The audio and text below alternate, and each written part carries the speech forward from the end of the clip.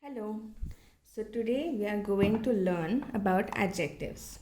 We all know that adjective is a describing word that tells us about a noun. For example, a little round bubble. Bubble is a noun, little and round are adjectives which is speaking about the bubble.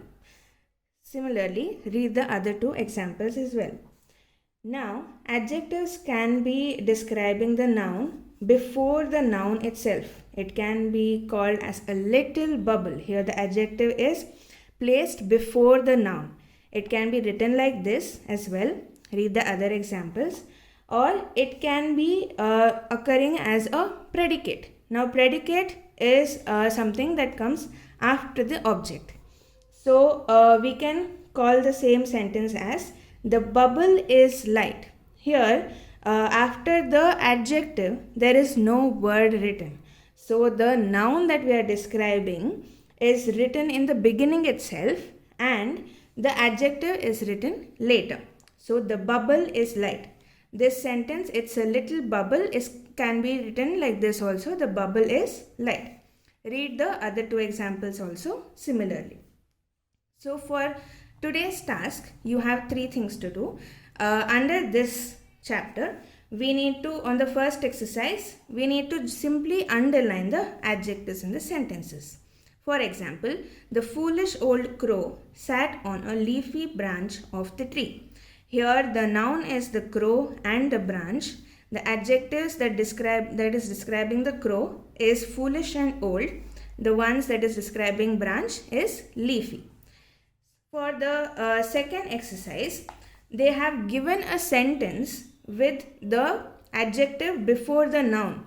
You need to convert this sentence with the adjective as a predicate. For example, it was a fierce battle.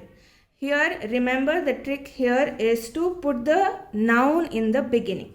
So, the fierce battle the noun is battle, correct? So, we can simply write it as the battle was fierce. Remember, after the adjective here, you should not have any other word written. So, for the second one as well, an ox is a patient animal. An ox is the noun here and patient should be the last word. So, we can write it as an ox is patient. That is how you convert these sentences with the adjective in the predicate. For the second part, we are going to look at degrees of comparison. Now, you have already learned this in your fourth grade, but today we are going to see what does gradable and non-gradable adjectives mean.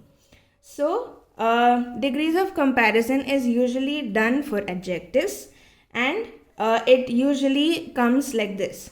Example, big, bigger and biggest. Here the thing is we are comparing an adjective with other things. And so there are 3 degrees in this, which is the positive degree, which means the adjective itself. Example, warm, brave, sad, happy, important.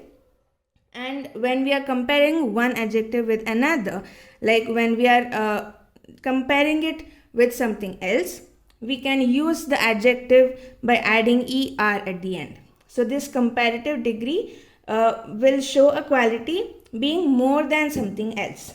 So it can be like these examples can be written as warmer, braver and etc. We can, for big words, we can use more and that word.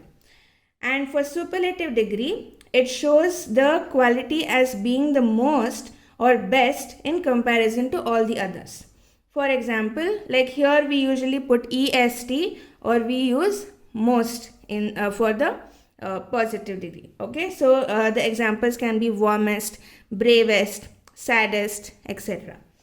So these are called as gradable adjectives, where the comparison can be done and we can convert the words by adding different suffixes.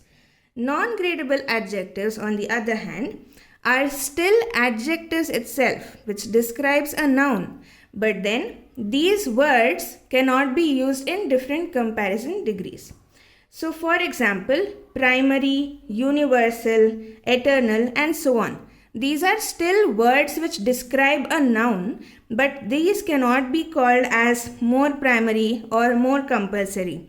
We cannot use any any suffixes or more or most to compare with anything else. We just have to use it as it is. So in this exercise here, you need to just look at these words and divide it in, like put it under the respective boxes. Gradable adjectives can be compared and non-gradable adjectives cannot be compared.